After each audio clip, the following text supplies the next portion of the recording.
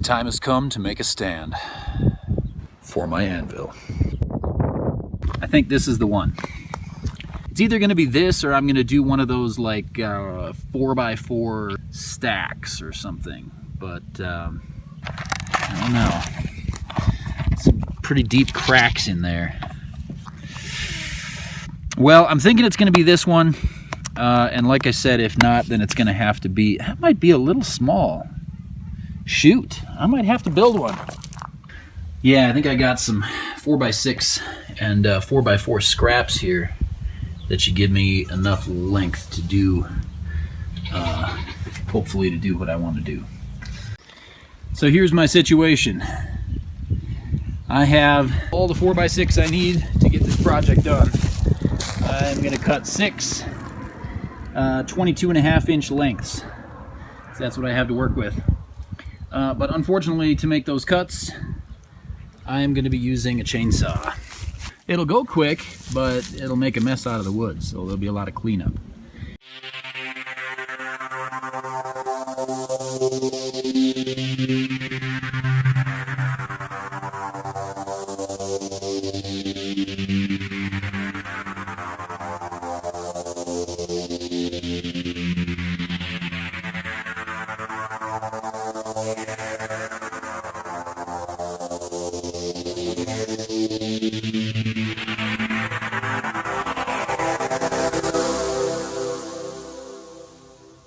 Okay, so I have my pieces cut and I have them belted together with the with ratchet tie downs. And what I'm going to do next is I'm going to level these because, of course, you never get them cut straight, especially when you're working with a chainsaw. So I'm going to be leveling those. So enjoy.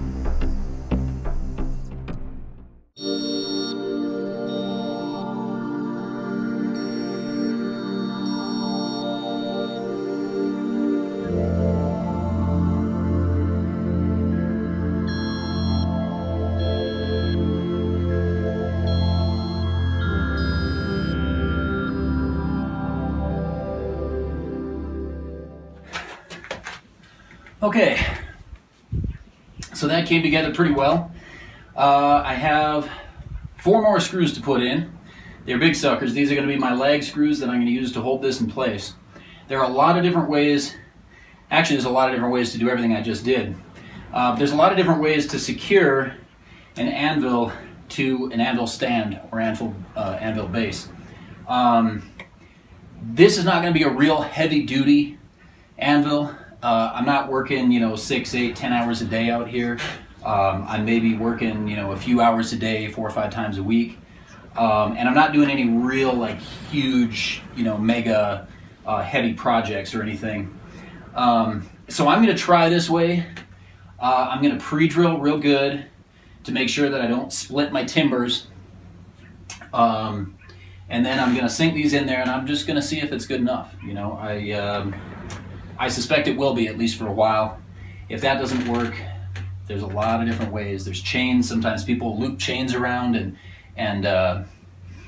fasten them to the front or the back of their base or whatever. There's a lot of different ways to do it. But this is what I'm going to try for now. We'll see if it holds up.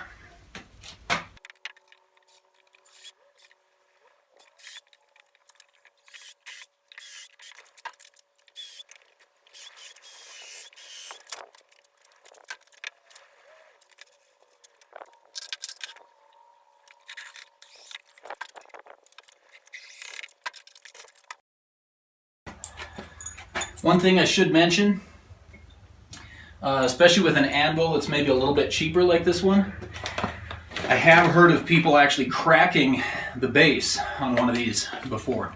I don't know that it was this brand, but it was in the same probably in the same price category. So as you snug things down, just remember to be careful. Don't try to over tighten things.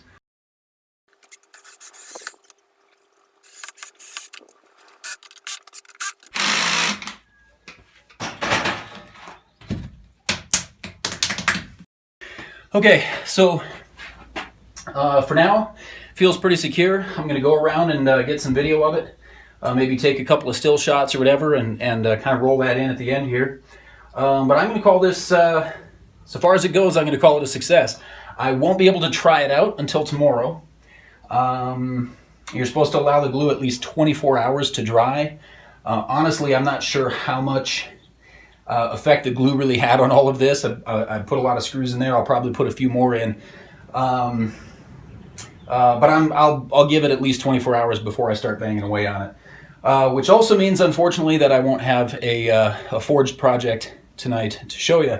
But here it is, and like I said, I'll roll in some good shots of it. So thanks for joining me, and I hope you enjoyed the show. Hit like and subscribe, and we'll see you next time. Thanks again. Bye-bye.